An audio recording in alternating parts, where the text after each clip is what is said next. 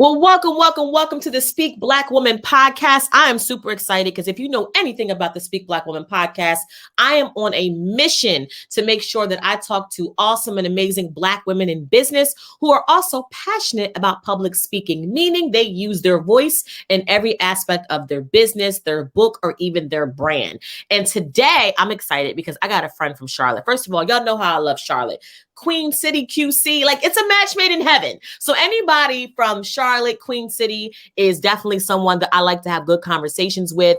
And I am going to do that today. And for those of you who are new to me, again, my name is Quinn Conyers. I broadcast the brilliance of Black women in business. I show you how to turn conversations into cash so you can profit from public speaking. And each and every week, I like to bring you Black women in business who are also using their voice.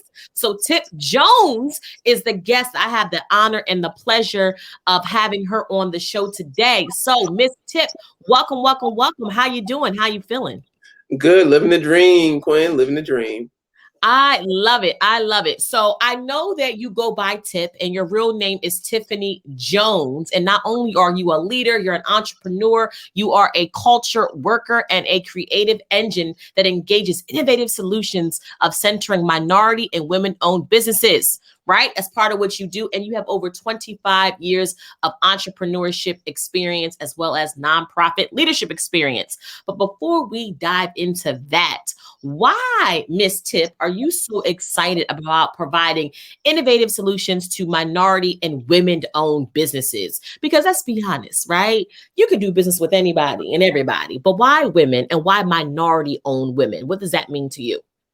It's me. It's my mother. It's my grandmother. It's my grandmother Carolyn, who, I mean, I'm originally from the Bronx, so I want to be clear. I'm not from Charlotte. So to all the Charlotteans, I've just been living in the area for 12 years.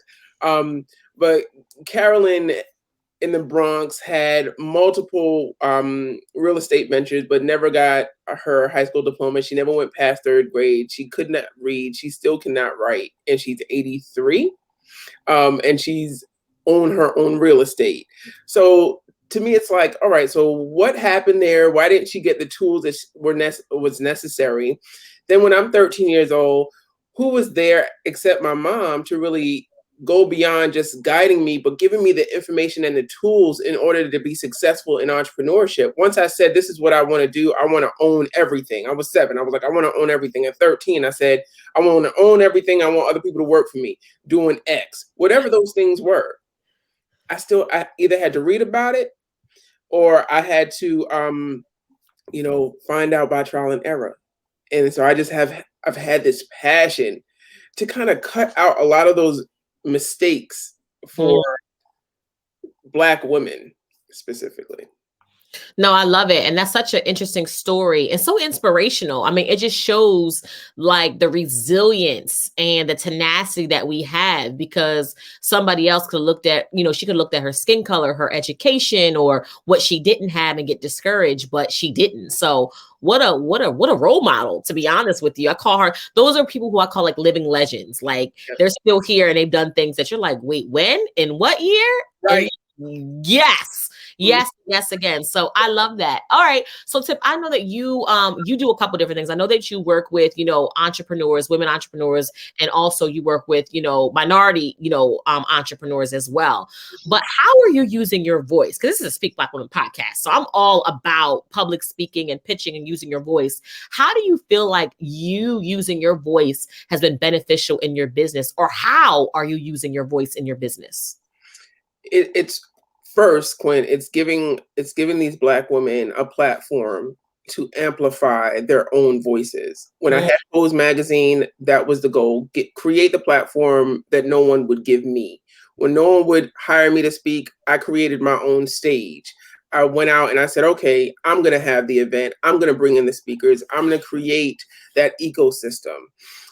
So my voice is being heard almost vicariously through other voices. And as a result, they're like, well, if you put it together with, while you were in a place called Hope House, you were interviewing Dr. Maya Angelou, you were planning an event, and you were essentially homeless with no money, and you ask for what you want, you partner with folks, you build these build these relationships, you nurture them. Evidently, you have something to offer. And then folks start asking me, so what can I buy from you? How can I get you to speak at my event? When can I interview you? And I'm thinking, oh, I'm not trying to play the back per se, but I knew that it made more sense to open my hand and give the opportunity than it was trying to grab opportunities just for myself. I know that if you're winning, Quinn, I'm winning too. Because Right. if you walk through that door, you might be like, yo, Tip, you need to come with me. Right. We need to walk through this door together. And so I've been using my voice in that way where it's like, okay, once I get through this door, I got a whole crew that's coming through with me, whatever that door is. And I'm using my voice to share their stories, to give them the platforms, and also to go beyond just talking about minority women or Black women. It is the multi-hyphenate Black woman that I am focused on. It's the one who has she is the producer, writer, singer, director, right? Like she has all the hyphens, and she's just like, oh my God, how am I going to get this done? I am her. I use my experience to teach. I love it. No, you made a couple of good points, as far as, we are multi-talented. I think sometimes society tries to put us in a box or tries to make us pick, and we get frustrated because but I love to sing, but I also love to dance. Like I love to dance, but I also like to act. And you're like, which one, how do I do this? So I love that you focus on those multi-talented, individuals, which I think is just amazing and much needed, because most of us are told to kind of be put in, to a box. Now, you are out here doing some awesome and amazing things for entrepreneurs and for speakers, but you mentioned something about creating your own event. And I think that's very important, because I feel like a lot of times if you are an entrepreneur, even if you are a speaker, what we do is we tend to kind of hope, wish, and pray to get on other people's stages. And you created your own event. I was a part of it. That was amazing. What do you say to people who are just that, just kind of proactive and waiting? Oh, well, when I can make more money, or if I get a better house, or, once I have a speaking reel, once I get another degree, then I'll host my own event. Like what are some of the benefits of being your own kind of boss in regards to having your own event? Why do that? Why not just wait for somebody else? Oh, I'm impatient. Like, why wait? The whole why wait, that's my conversation with God all the time. Like waiting is can I only do that in the spirit? Like right. Place else? I would say there are advantages to both tasting your words, being careful what you say, and also being careful what you decide to act on, because the timing might be completely wrong, right? And I've been there too, because I execute with velocity and I'm very impatient. So there's some disadvantages. I think that there are more advantages, though, to not waiting, because you can kind of see what you're made of. It builds your confidence. Mm-hmm. Right? My first event had about 15 people, cost $25 per person. It was in person. And it took somebody else who was at Hope House with me, again, that home for women and children who have been displaced, to say, Tip, well, you help us all out. Why don't you just have an event? And I was like, I don't have $300 to rent the space. Now everybody worked there except me. I didn't have a job. I was still just doing Pose magazine. And she comes in with her check. She made $300 every 2 weeks. And she brings me the check and she says, here's the $300 for the Marriott. Wow. Right? It'll get you 5 hours, right? I said, yeah. She says, all I ask is that after you sell your tickets and the event is over, you return the $300. I don't want any interest. Wow. And I was like, okay. Now this is 2012. So I've been doing entrepreneurship. I've been doing events since college. Like I get that, but this is a time in my life where I got an 8-month-old. I'm not really trying to play this game and take these types of risks. So I went ahead and I did it, because if she had the confidence to put her money up, I'm like, you'd be surprised who's just waiting for you to ask. Yeah. why don't you you know what? Is it just money? Is it just confidence? Let me help you with that. How about I'll go with you? You need a makeup artist? We got that too. Like, the advantages are so they include the confidence boosting, knowing that people actually want to hear from you. Like, they just want to hear from you. You don't need a panel of speakers. You don't need a flyer full of other people. They want to see your face, hear your voice, and all of a sudden it feels like the Lord is saying, speak, Black woman, speak. Right? Like, it's immediately like all up in you. Yeah. You feel energized and think that, well, I can do this on a larger scale. And you start building from there. So I had 15 people the first time. But before January 2020, before the stuff hit the fan, I had over 175 people register for my event. That's awesome. That's So, awesome. Talk about sowing the seed. I see it. I see what she saw. I would have been like, yeah, okay, well, we're gonna have to go down and do something strange for some change so we can go ahead and get this money for you. But I would have had your back too. So kudos to her for seeing something so awesome and literally putting her money, where her mouth is. So I know that you had that event, you work with entrepreneurs and you work with, minority entrepreneurs as well, but you do some coaching as well. And I feel like your coaching style might be different. And the reason why I want to bring that up, because I think we hear a lot about, I'm a coach, or I'm an entrepreneurship coach, business coach, but I feel like your style and the way you do it differently really gets results. So, talk about, some of what makes your coaching style so your clients get results just slightly different than maybe like the average person who coaches. Word. So I offer whole woman coaching. I had to step away from the buzzwords business coaching because their perceptions aligned with terminology.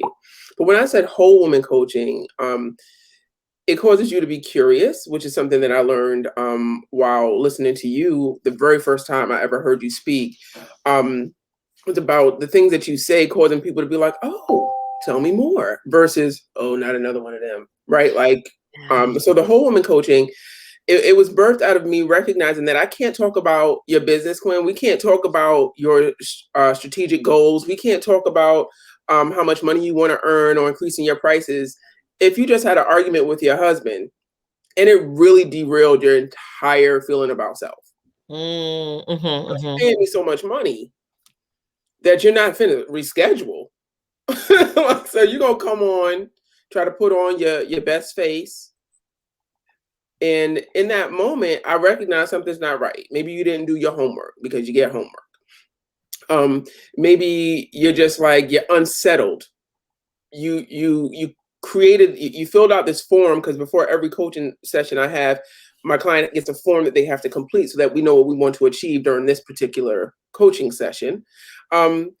And you just don't seem like you have the same level of interest in those topics that you did when you wrote it now. And we need to explore that. Now, I'm not trying to be your therapist. I'm not trying to give you a bunch of solutions for your mind over matter, anti-depression speak or anything like that. But we do need to uncover it, get it out in the open so that we're aware of it. And maybe this is an opportunity for us to say, you know what, we need to hit pause. So I have to coach the whole woman. So that's my approach. The second and last thing I'll mention, Quinn, and it just happened with a client yesterday. She was very concerned about taking her knowledge to Instagram in video form. And I said, yeah, I can understand that. But part of your goals is to be able to use that platform. You said you want to mainly use that platform. That's where most of the people are following you. So you need to, kind of exert that energy, because that's where your people are. That's where your tribe is. And I said, well, how about 24 hours? You can send me your very first video, right? And she's just like, girl, I'm gonna kill you. I was like, that's how you messed up. You got 15 minutes. And I hung up the phone. So in 15 minutes, she was sending me her very first video that she will be posting on Instagram to promote the things that she has to offer. And not a direct promotion. It's more like a tutorial, educational, 30 seconds. Give me the hack. And when she gave me the hack, I was like, boom, you did it. So the way that I coach is we don't allow our minimums be our maximums. We don't do excuses. We don't wait. So it's speed and velocity. I love it. I love it. You don't let your minimums be your maximums. If y'all listening to that, write that one down. Get your notebook out. I told you I try to bring y'all the best of the best, and I love it. And I love how you are just so confident in your voice. And I know that a lot of Black women that I work with, and I'm sure a lot of women that you work with, it's not always the same case. Some of them are outspoken. Some of them are shy. Some of them are just not comfortable. Like, where did Tip find her voice? Was it in New York? Was it when you got to Charlotte? Was it in college? Like what gave you, I guess I'll say, the balls, right? Or the guts or the grace, depends on however you want to use it, to be like, you know what? I am going to be my own advocate. I am going to speak up for myself. Like, where did that come from? I chose that all the suffering that I had either gone through or had put myself through wasn't going to be for nothing. So after the 28 suicide attempts, electroconvulsive therapy to the brain, all that, I was like, what we're not going to do is sit here and wait for life to happen. You finna create it. So those who tell me what I'm not going to do, what I can't do, how long it's going to take, how much it's going to cost, I'll tell you like my accountant told me. She said, all right, so if it costs $10,000, just tell me how many clients you need to get to 10,000. Facts. Oh, you're absolutely correct. No, yeah. How long is it going to take for you to get whatever it is you're trying to get? Do you really need that degree? Or are you just trying to delay your success based on some other success dynamic that you don't even agree with? Why we do that? I feel like Black women, we do that all the time. It's just like once we get something else, we feel like we need another degree, another certification, another layer of like permission to kind of play, full out. Like where does that come from? I don't think it's, I don't think it's only the permission piece. It's the business of being busy. See, I feel like I am achieving something because I get another piece of paper. You can't tell me that I'm not working on myself or my business if I'm in this certification course. Now, mind you, I'm in a certification course, but I also had to quit trying to pursue my bachelor's degree because I was like, I already got the job. I don't need the degree. The degree is just going to make me feel like I finished something. But I can get the certification and apply these learnings right away because it's going to take me 5 courses, not 7 years. To finish this degree. Yeah. So, but very often my clients have told me about, well, let me just finish this this other certification, this other course. And I've actually told about 30% of my clients, for the rest of our time together, you don't get to learn anything new. And they're like, what? Like, no, that doesn't even make sense. I said, you're literally just piling stuff on so that you remain busy. You're not working in your business. You're not working on your business. You're not even working on you. You're just staying occupied so it looks like you're moving. But honey, the anchor is in the Florida Ocean. Mm-hmm. The rudder's going, but you're anchored. Like you're not actually moving. You have a false sense of movement. And what we're going to do is we're going to pull up the anchor.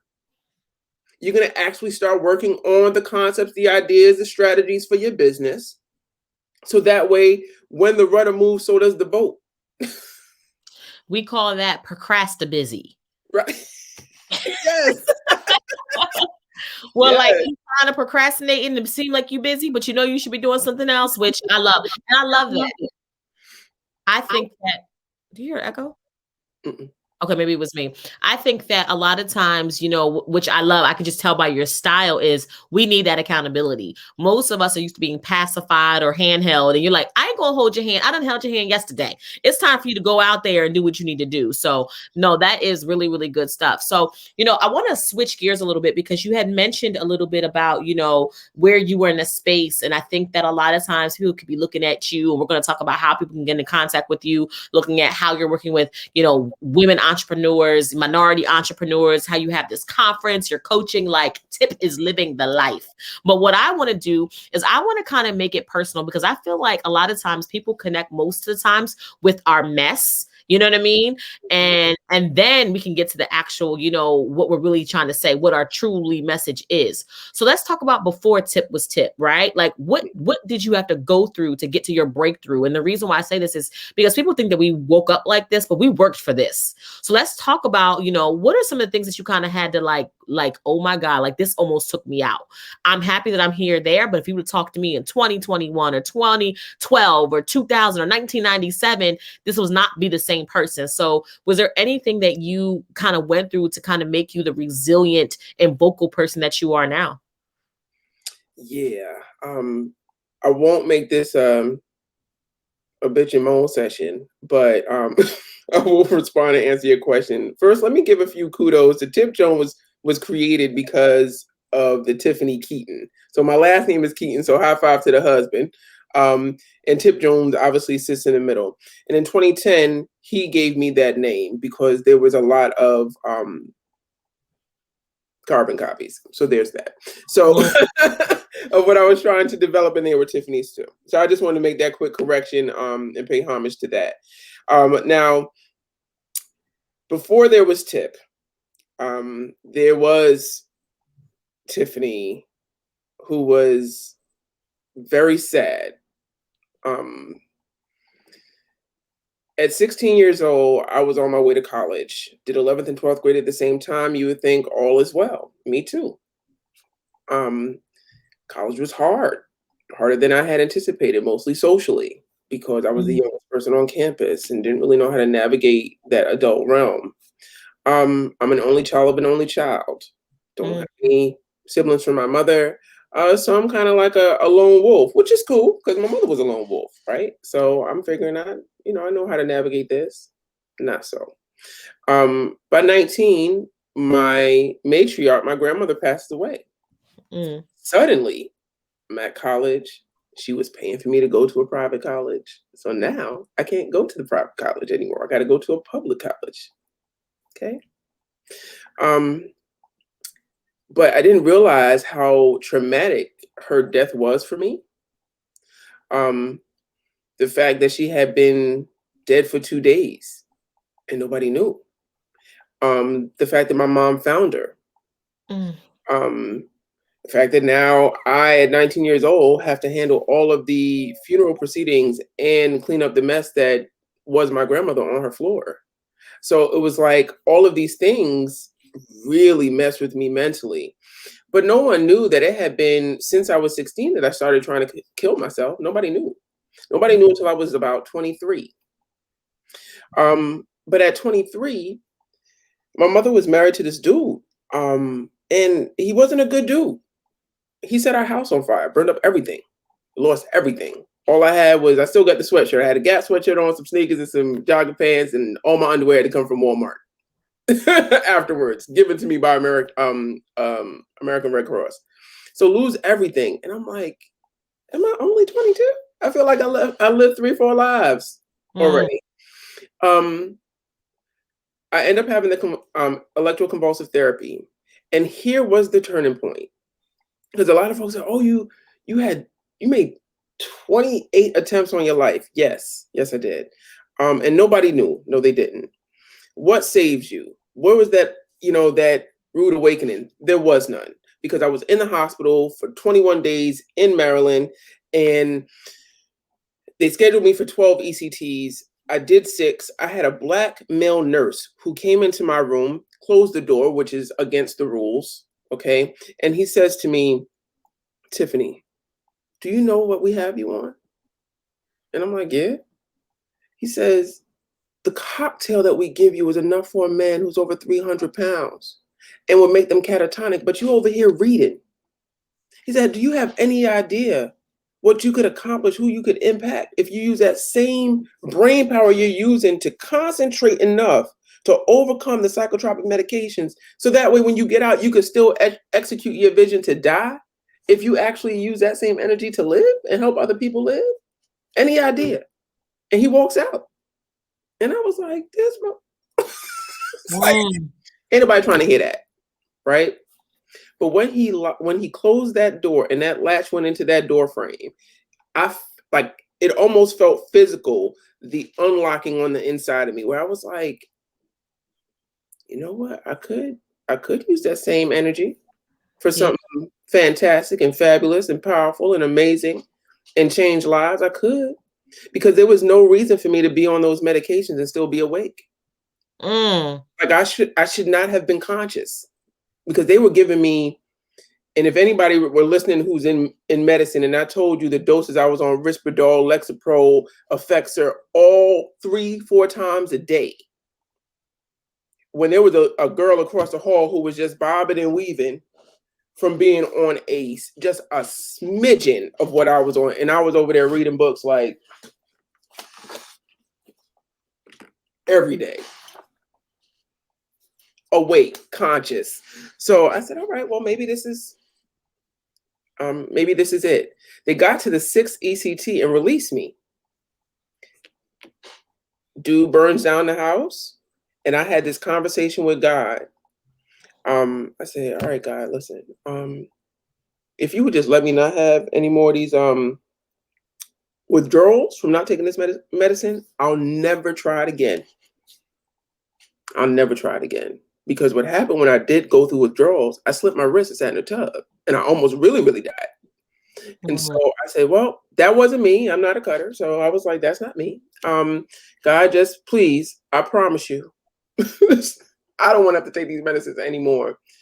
That was the last day, November 2002. So powerful. And thank you for your vulnerability. I think that a lot of times, especially working with Black women, they always talk about how we need confidence, or we need a coach, or we need access to capital. And I always talk about how what we also need is community. We need someone to kind of rally around us, that we can kind of be vulnerable, take off our crown if we have to, not admit that we don't have it all together. So, that's very powerful. And I'm glad, that he said that to you, to kind of wake you up a little bit. And sometimes it's not something mega, but it could be something very minute that can shift your perspective. And thank God that you listened to it. You'd be like, this dude, he don't know what he's talking about. You could have been very dismissive, but the fact that it hit you, at the right time, at the right place, and you received it is amazing. So good stuff for you. And if you guys are just joining, or you're listening at your leisure, or catching the replay of this Speak Black Woman podcast, I'm having a wonderful conversation with Tip Jones, and we're talking about how she's using her voice in every aspect of her business. And for those of you who've been following me and my journey, you know that I'm on a voice voyage, and I just released my second book. It is called Speak Black Woman: How Women in Business Can Profit from Public Speaking. You can get it at Amazon, Barnes and Nobles, and Target, or you can go on speakblackwoman.com. If you order it directly from me, you get an autographed copy. So for those of you who are interested in that, and you want to use your voice in business, make sure you go ahead and get a copy of the Speak Black Woman book.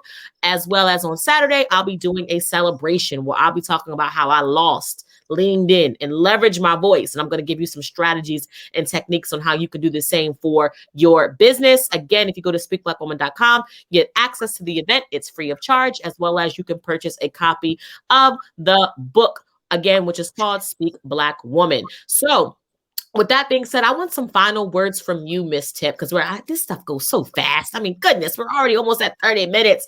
I wish I could stay on forever. What is some last minute? Because I know that you have so much information, for that woman who is, I feel like the best way I can describe you is a no nonsense type of person. That person who's having an excuse. They know literally that they're operating at 30%. But they can be doing 70%. Or that person who knows that they need to really kind of pay attention to this aspect of their business, but they're doing administrative work, right? Like, what would you say to that woman who is like, it's time to level up, sis? You've been playing, you've been dabbling, you are meant for more, your potential is through the roof, and you're using just a small minuscule of it. What would you say to them to kind of really basically pull that rug from underneath them and tell them, you don't got 24 hours, sis. You got 15 minutes, because I know you can do it, and you know you can do it, but nobody's holding you accountable. I would tell her to tell more people what she's doing, because that instantly gives you accountability. It's kind of like if you think you're going to release a book, have the cover designed. Go ahead and post it. Now write it.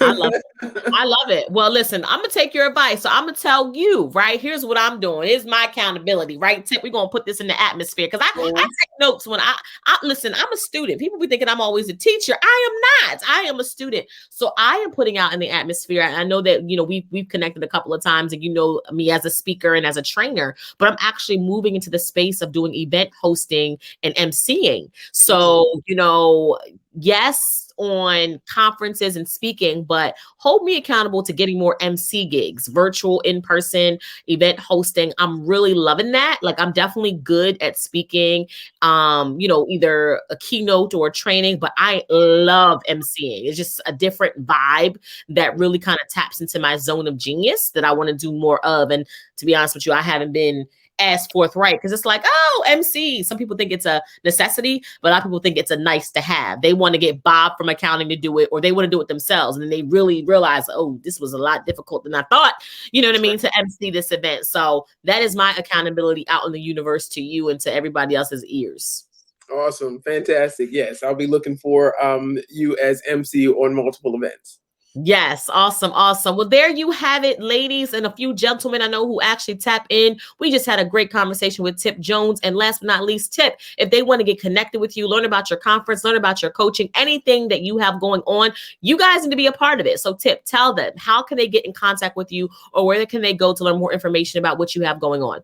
Well, first go to ownhers.com, OWNHERS. That is the community online private for the multi-hyphenate Black woman. Also find us at tipjones.com, and on all your social media platforms, it's I am Tip Jones and Own Hers. Thank you. All right, awesome. Well, there you have it. I am Tip Jones on the Speak Black Woman podcast. Tip, thank you so much for sharing your knowledge, your nuggets, and your expertise. Until next time, continue to speak up and use your voice in every aspect of your business.